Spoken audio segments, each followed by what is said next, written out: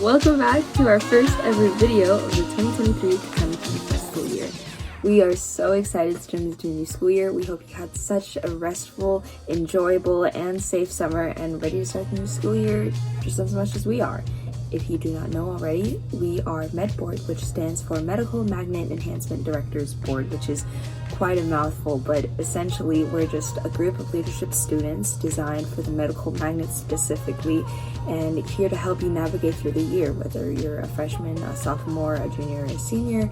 We're here to help you either by providing entertainment, providing resources, give you information, keep you updated, all of that. So we've released videos every single week starting from monthly announcements to healthy living, med talk, and then med career. And soon you'll be able to understand what these types of videos are, what they kind of look like. But as of now, which is the September monthly announcements that we have for you during September, monthly announcements are basically just events and information and tips that will help you get through this specific month.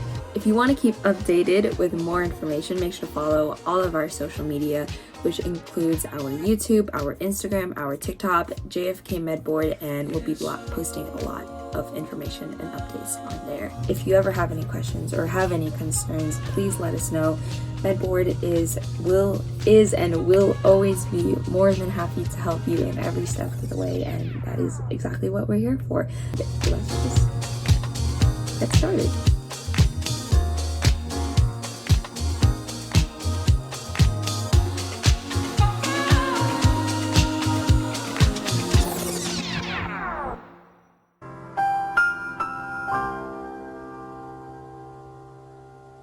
Hello Medical Magnet!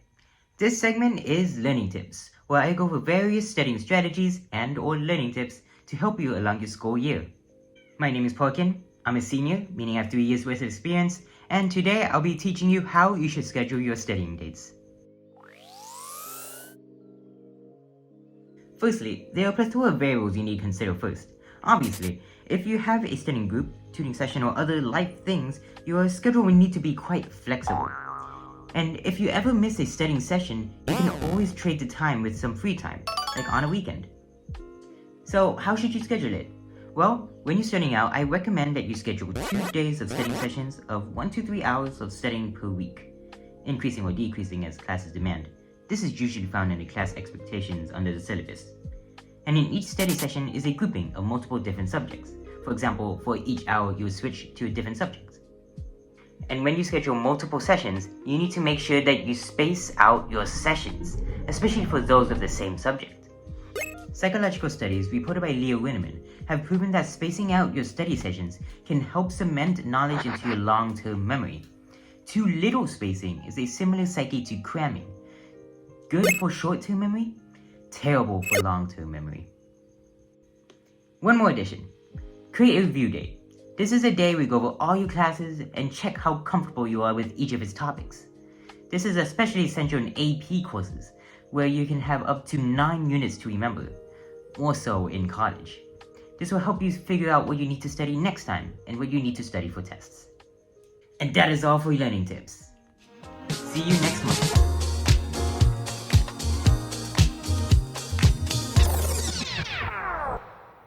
My name is Shane Santos and I'm in 11th grade. And my name is Ruby Perez and I'm also in 11th grade. We will be in charge of announcing the events every month. So here are your September events. On September 4th, we have no school because it's Labor Day. On September 5th to September 8th, we have our Rival Spirit Week. On September 7th, we have Back to School Night.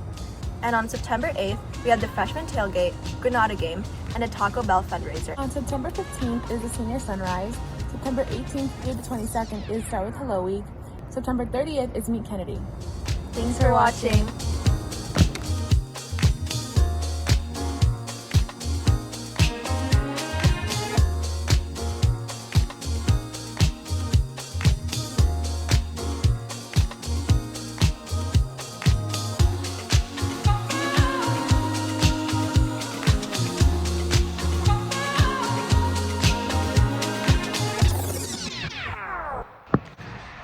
This month's Heritage Month is Hispanic Heritage Month. We do this segment because it's important to include Heritage Month for identity recognition and to celebrate and acknowledge various ethnic and marginalized groups. Hispanic Heritage Month begins September 15 and ends October 15, with the purpose of celebrating and recognizing the contributions of the American Latino community. There are two main terms to be aware of. Hispanic, a descendant of someone who is from a Spanish-speaking country. Latino, Latina, and Latinx refers to a person who is from or descendant of someone who is from a country in Latin America. Hispanic Latino population has been an integral part of the prosperity of the United States. Their contributions to the nation are immeasurable. For example, nearly 5 million Hispanic heritage-owned businesses contributed over $800 billion to the U.S. economy.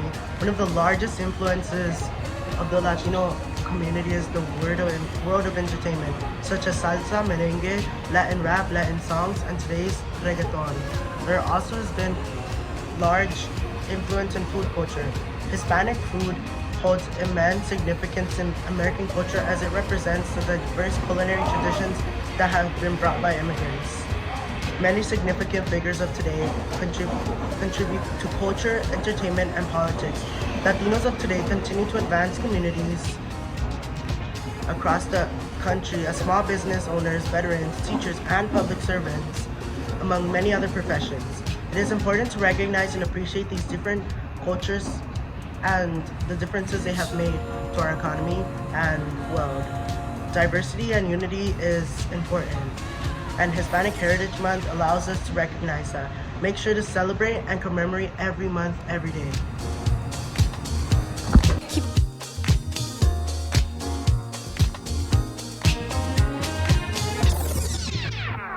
Hi, so I'm Ashria. I'm going to be your interview for this little segment and our little break.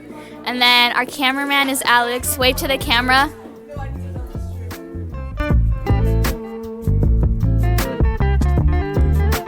Okay. So, how do you stay organized for school? Well, I actually have like 6 folders for each of my classes, so you can see. Slay.